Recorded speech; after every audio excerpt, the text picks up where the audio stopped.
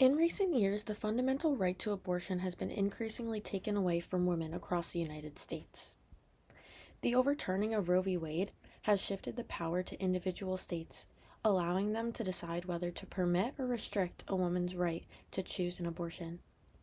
This legal change has far-reaching consequences that put the lives and futures of countless women at risk. Because of this, I believe that abortion is stripping a woman's access to health care, therefore imposing a social injustice. Had this been the case just 2 decades ago, it would be a very real possibility that I would not be standing here today. In the year 2000, my mother and father were ecstatic to learn of their first pregnancy. The anticipation of bringing a new life into the world was a joyous time for them, filled with conversations about baby names and nursery ideas. But in the future, they found out unsettling news. Unfortunately, my mother's pregnancy was determined to be ectopic, meaning that it was non-viable. But even more critically, it posed a severe, life-threatening risk to my mother's health. Faced with this devastating situation, my parents were extremely overwhelmed. Caught between their excitement for a new baby and the terrifying reality that my mother's life was in immediate danger.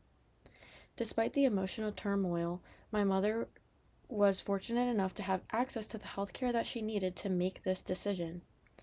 She was given the choice to undergo an abortion, a procedure that ultimately saved her life. This decision was not made lightly, and it came with immense grief. But it was a choice that ensured my mother would have the life and family that she had always hoped for. Without this medical intervention, the outcome could have been fatal, and the life that I know today might not have existed. It took my parents time to heal from the emotional and physical toll of this experience. Yet, thanks to the healthcare that my mother received, they were able to move forward, and eventually they had the opportunity to bring me into the world. And for that, I'm deeply grateful. My existence and that of so many others hinges on the ability to be able to have the access of life-saving reproductive health care. According to the Centers of Disease Control and Prevention, 100,000 women have ectopic pregnancies throughout the United States just each year. Without access to abortion, women facing this diagnosis are left with limited options, many which endanger their lives. Ectopic pregnancies are just one of the many medical circumstances where abortion is not merely a choice, but a necessity. By removing the rights to abortion, we are stripping women of the ability to make life-saving decisions regarding their health and well-being. This isn't just about the reproductive rights. This is about the fundamental right to live.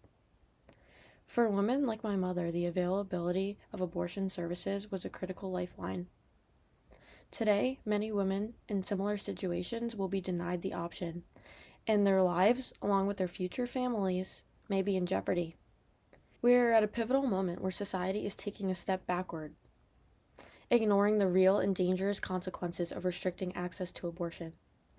It is imperative that we reevaluate the importance of abortion in vital healthcare services. The stakes are high, not just for women, but for families they dream of, for future generations, who, like me, owe their lives to the accessibility of safe, legal health care.